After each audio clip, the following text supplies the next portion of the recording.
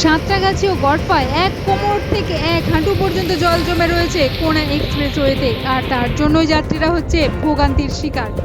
দুর্ভোগের আর এক নাম রেমেল, যার প্রমাণ হাওড়ার মাঠঘাট ও রাস্তা।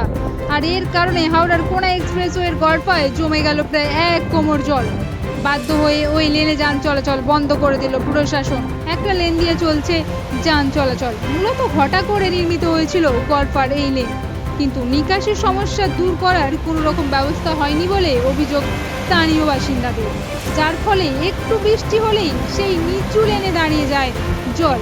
মূলত ঘূর্ণিঝড় রেমালের প্রভাবেই হাওড়ায় রবিবার থেকে বৃষ্টি শুরু হয়েছিল। সময় যত পেরিয়েছে বৃষ্টি দেখিয়েছে তার ধ্বংসাত্মক রূপ, আর তার ফলে সপ্তাহের প্রথম কাজের দিন রীতিমতো বেসামাল অবস্থায় হাওড়ার জনজীবন।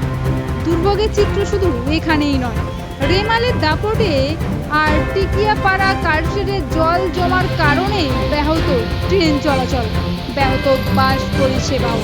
তার ফলে বৃষ্টিকে উপেক্ষা করে যারা বাইরে বেরিয়েছিল তারা রীতিমতো নাজেহাল হয়েছেন সোমবার সকাল থেকে। হাওড়ার সাঁতরাগাছি বাস স্ট্যান্ডের সাবওয়ের নিচে জল দাঁড়িয়ে গিয়েছে। রাস্তা পারাপারের জন্য মানুষদের এখানে লাইন দিতেও দেখা গেল।